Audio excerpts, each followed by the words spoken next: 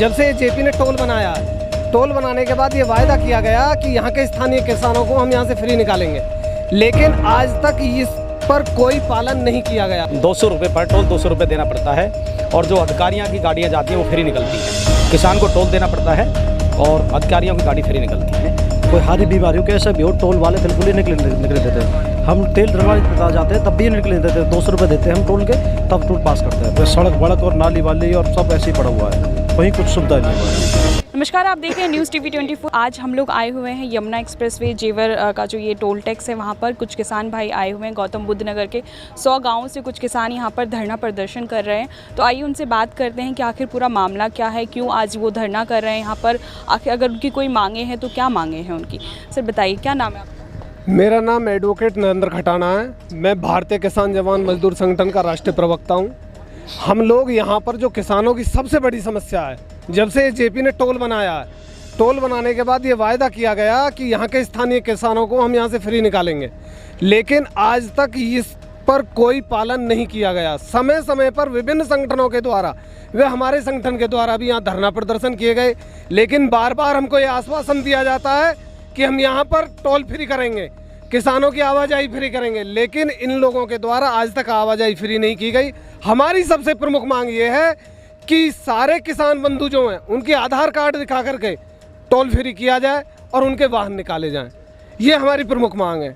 दूसरी मांग, हमारी जो दूसरी प्रमुख मांग है वो ये है, जब 2014 में उत्तर प्रदेश में माननीय अखिलेश सिंह यादव जी की सरकार थी, उन्होंने किसानों के धरना प्रदर्शन को देखते हुए 2014 में 14 अगस्त 2014 को कैबिनेट से पास कर दिया कि 64% किसानों को दिया जाए, लेकिन कुछ बिल्डर्स उसके खिलाफ हाई कोर्ट चले गए। हाई कोर्ट ने उस पर स्टे कर दिया।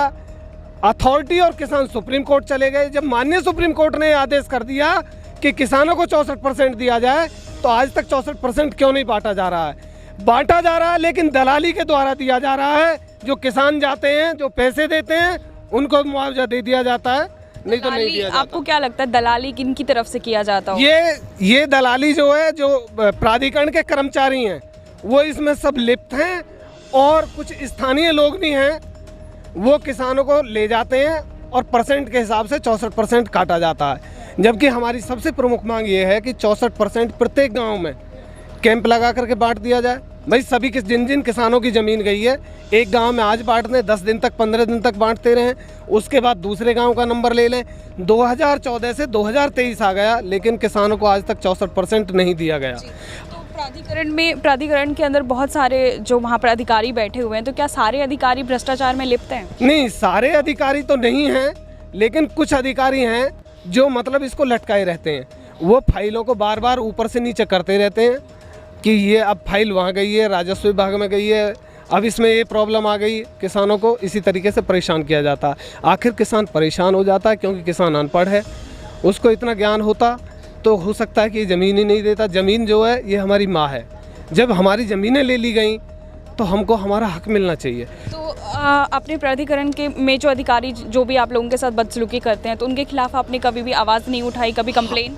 हम समय समय पर उनके खिलाफ आवाज़ उठाते रहते हैं। ऐसा भी नहीं है, कुछ अच्छे अधिकारी भी हैं। हमारे जो यमुना प्राधिकरण है उसके जो CEO महोदय हैं डॉक्टर रणवीर सिंह, वो समय समय पर ऐसे अधिकारियों को बाहर रास्ता दिखाते रहते हैं और किसानों का सम्मान भी करते हैं। वो लोग काफ़ी अच्छे अधिकारी हैं, लेकिन फिर भी किसानों का वहाँ पे शोषण हो रहा है समय समय पर। और हमारी ये दूसरी प्रमुख मांग है। तीसरी एक और प्रमुख मांग है, सभी किसानों को जो मुआवजा था, एक समान की बात हुई थी, लेकिन उसमें जो शासन के द्वारा अभी सब किसानों का मुआवजा 3100 रुपये मीटर कर दिया गया है। लेकिन उसमें एक समस्या आ रही है कि जो 18 साल से ज़्यादा वयस्क हैं, मतलब जो बड़े हैं, उनको तो मुआवजा दिया जा रहा है, लेकिन जो 18 साल से छोटे बच्चे हैं, एक किसान के 4 बच्चे हैं, एक बच्चा 18 साल से ऊपर का, उसको जो कंपनसेशन का 5.5 लाख रुपए है वो दिया जा रहा है। 3 बच्चों को नहीं दिया जा रहा। खर्चा तो उनका भी है, पढ़ाई का खर्चा उनका, खाने का खर्चा उनका। तो सबको समान मुआवजा दिया जाए, सबको बराबर, चाहे वो 18 साल का या 15 साल का, सारे ही बच्चों को उसका लाभ मिलना चाहिए। हमारी एक ये सबसे प्रमुख मांग है। मेरा नाम टोडी सिंह, टोडी प्रधान, खेरली भाव से। मैं आप लोग आए हुए हैं सचिव, और हम अपनी मांगों को लेकर के हमारा धरना प्रदर्शन चल रहा है।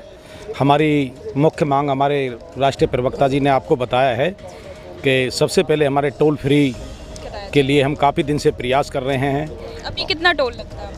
टोल यदि हम परी चौक से आते हैं तो यहाँ से 200 रुपये जेवर तक का देना पड़ता है हमको टोल, और 200 रुपये पर टोल 200 रुपये देना पड़ता है। और जो अधिकारियों की गाड़ियाँ जाती हैं वो फ्री निकलती हैं। किसान को टोल देना पड़ता है और अधिकारियों की गाड़ी फ्री निकलती हैं। तो आपने कभी इसके खिलाफ कंप्लेन किया कहीं पर भी जाकर? हम अपने संगठन की तरफ से मांग कर रहे हैं कि हमको सबको, जो गौतम बुद्ध नगर जिले के जो किसान हैं, सबको आधार कार्ड से लिंक किया जाए, उनका आधार कार्ड देख करके उनकी गाड़ी फ्री निकाली जाए। तो कितने किसानों की ज़मीन गई होगी? यहाँ पर तकरीबन पूरे जिले की ज़मीन जा चुकी है। जेवर गौतम बुद्ध नगर पूरी जिले की ज़मीन जा चुकी है। 80% ज़मीन जा चुकी है। मोस्टली यहाँ पर जेवर ब्लॉक की और दनकौर ब्लॉक, दोनों ब्लॉक के लगभग 200-250 गांवों की ज़मीन यहाँ पर ऑलमोस्ट जा चुकी है। संपूर्ण ज़मीन जा चुकी है। जो बची कुची है वो एयरपोर्ट में चली जाएगी। लेकिन यहाँ पर मुख्य समस्याएँ कुछ और भी हैं।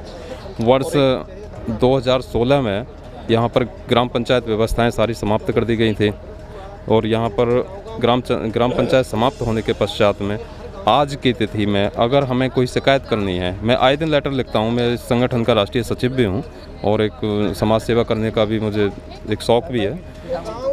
जब नगर पालिका का यहाँ पे जब हो गया सरपंची राज जो है उसे ख़त्म कर दिया गया, तो क्या बदलाव आए आपके गाँव? यहाँ पर कोई बदलाव नहीं आया। ना तो यहाँ पर किसी भी गांव में किसी को प्रतिनिधि बताया है कि भैया ये गांवों की जो जन समस्याएं हैं कि उनको उठा करके कम से कम किसी अधिकारी को, किसी को मृत्यु प्रमाण पत्र बनवाना है। किसी किसान को तो पता है कि कहाँ ऑफिस है, किसी को जन्म प्रमाण पत्र बनवाने हैं, किसी को आजकल फीस जमा करनी है। तो अलग अलग, तो यहाँ पर कोई ऐसी विंडो नहीं है कि जहाँ पर जाकर के आदमी सीधे जाए और किसी से शिकायत कर सके। दूसरी चीज़, वर्ष 2009-10 में यहाँ ज़मीनों का अधिग्रहण किया गया। उसके बाद आज 2024 में आने वाले हैं, 23 का एक क्वार्टर लगभग जा चुका है। आज तक यहाँ पर ना तो यहाँ पर कोई रोज़गार तो खैर है ही नहीं, रोज़गार भूल जाइए। चलिए, आप लोगों ने रोज़गार का भी एक मुद्दा, एक विषय दिया हुआ है, मुद्दा उठा रखा है। रोज़गार का मुद्दा ये है कि हमारे ज़िले में, हमारे जो गौतम बुद्ध नगर में जो कंपनियां जो लगी हुई हैं, वो हमारे ज़िले का एक भी बच्चा उसमें भर्ती नहीं कर रहा है। वो कह देते हैं कि 200 किलोमीटर दूर का बच्चा जो है उसमें नौकरी करेगा। 200 कम से कम 200 किलोमीटर दूर का व्यक्ति होना चाहिए, उसको वो लोग ले रहे हैं।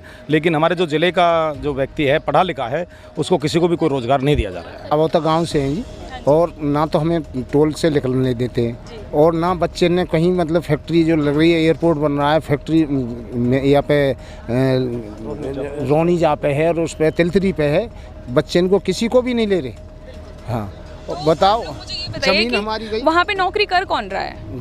बाहर के लोग हैं, बाहर के लोग बुलाए, बाहर के भर्ती करते हैं और यहाँ से कोई किलोमीटर का किसी बच्चे को लेते नहीं, किसी भी बच्चे को मतलब नहीं ले रहे। 300 किलोमीटर से पहले, और ना टोल पे निकलने दे। आपके गांव में क्या क्या व्यवस्थाएं की गई हैं सरकार की तरफ से? हमारे यहाँ तो कुछ भी नहीं किया, कुछ भी नहीं किया। साबोता गाँव है, बिल्कुल टोल से भिड़मा है और उन्हें कार्ड भी दिखावे, आधार कार्ड के नहीं, आपको नहीं निकलेंगे। मेरा नाम टेकचंद बघेल है, गांव साबोता है। हम कभी जाते हैं नोएडा, कहीं जाते हैं, कोई हारी बीमारी हो, कैसे भी हो, टोल वाले बिल्कुल ही निकलने देते। हम तेल डलवाने जाते हैं तब भी निकलने देते। 200 रुपये देते हैं हम टोल के, तब टोल पास करते हैं। हमारे गांव में अथॉरिटी रखती है, हमारे गांव कुछ भी सुविधा नहीं है, कोई मतलब कोई प्रधान है, कुछ नहीं है। और मतलब सड़क वड़क और नाली वाली और सब ऐसे ही पड़ा हुआ है, कहीं कुछ सुविधा नहीं है हमारी। मैं गांव भभोकरा से आया हूं, गौतम बुद्ध नगर में ही पड़ता है। तो हम टोल के लिए आए हैं मैम, जो हमारे लोकल के हैं। हमारी ज़मीन में ये बना हुआ है एक्सप्रेसवे, मगर हमें यहाँ पर टोल पर निकलने नहीं दिया जाता बिना पैसे के। जेवर बेकार, जेवर से हमें यहाँ पे टूल में जाते हैं तो टूल वाले नहीं जाने देते, हमसे पैसे मांगते हैं। 220 रुपये का टूल कटवाते हैं, जब आगे बढ़ते हैं नहीं उतरने पे मान लो कोई तेल डलवाने भी जाएगा, जब भी नहीं पहुँच पाएगा।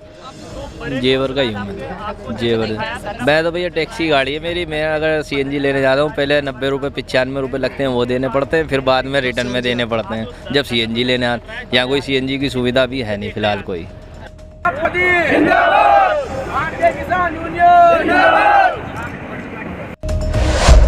ऐसी तमाम खबरों के लिए देखते रहें न्यूज़ TV 24।